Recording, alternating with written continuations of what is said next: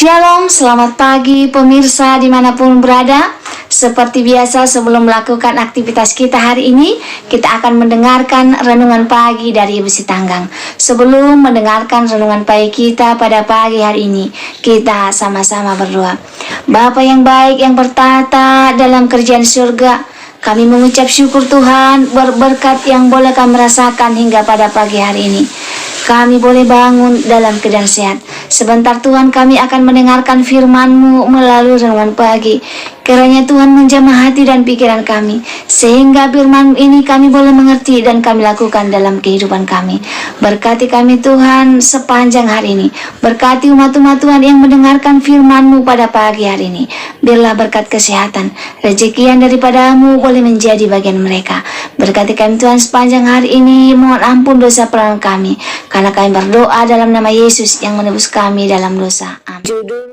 Judul renungan pagi kita pada pagi hari ini, maaf saya tidak punya waktu.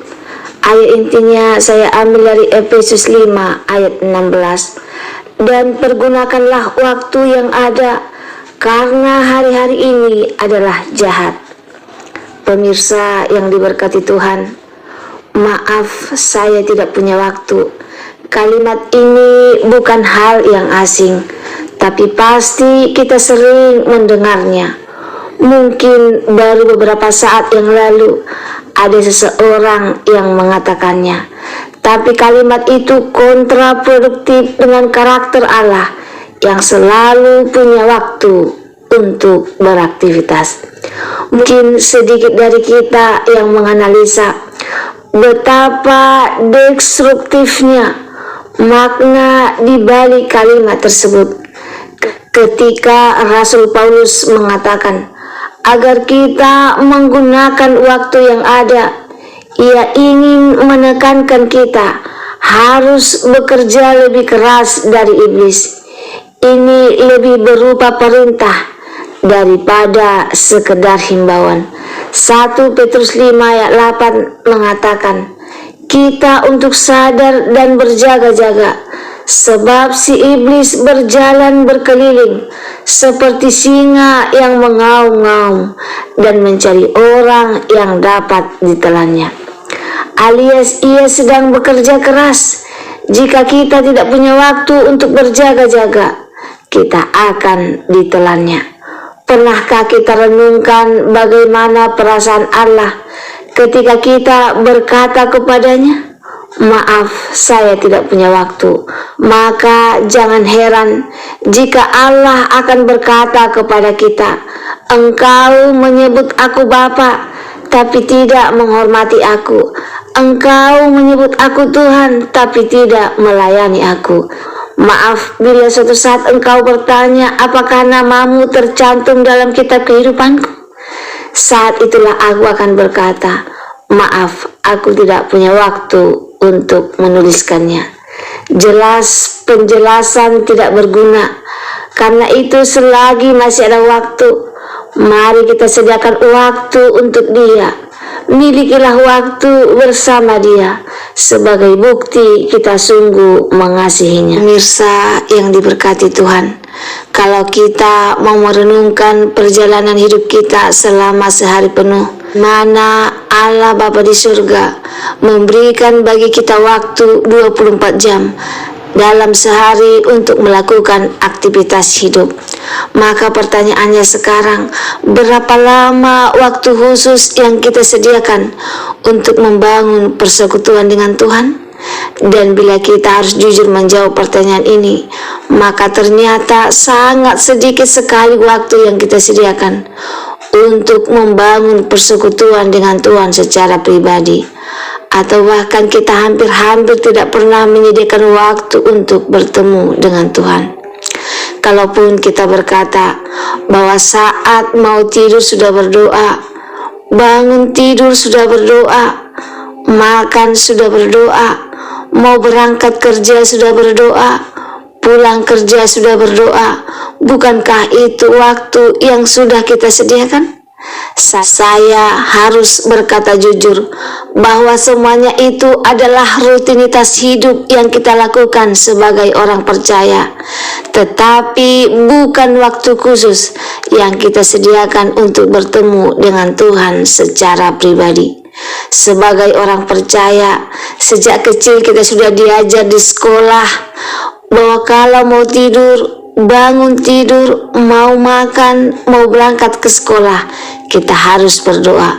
Maka itulah yang menjadi rutinitas yang kita lakukan. Bahkan sampai kita sudah berkeluarga, kita tetap melakukan itu sebagai sebuah rutinitas sebagai orang percaya.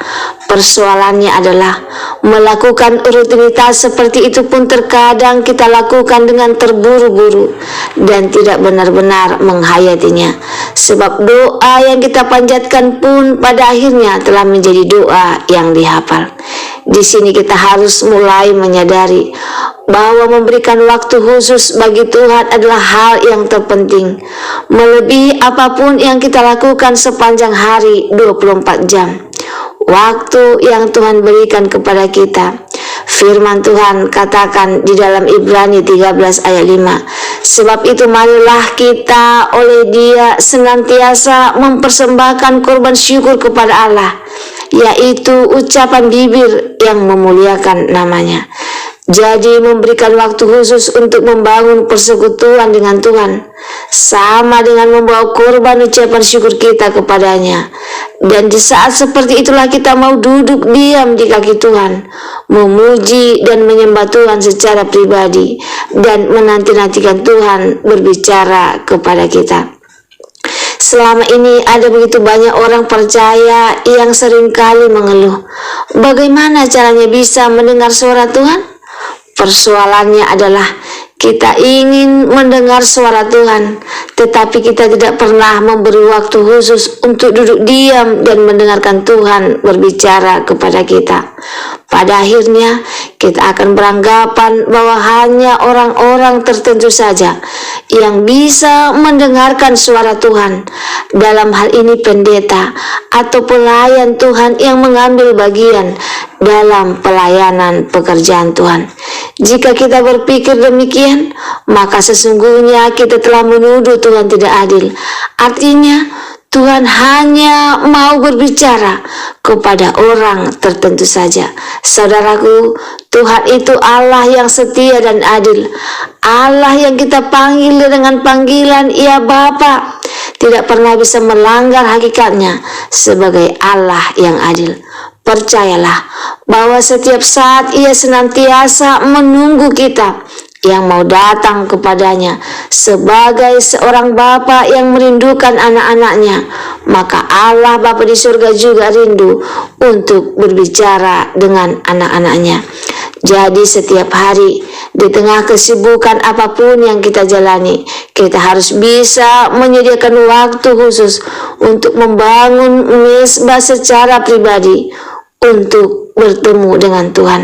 Dengan membangun hubungan yang intim dengan Tuhan setiap saat, maka kita akan semakin peka terhadap apa yang menjadi kehendak Tuhan. Kepekaan yang kita miliki juga akan membuat kita tidak akan terjerumus untuk melakukan apapun yang tidak sesuai dengan kehendak Tuhan. Itulah yang akan membuat kita tidak mudah untuk berbuat dosa. Kiranya kebenaran ini akan semakin membuat kita semakin bergairah untuk menyediakan waktu khusus bagi Tuhan setiap hari.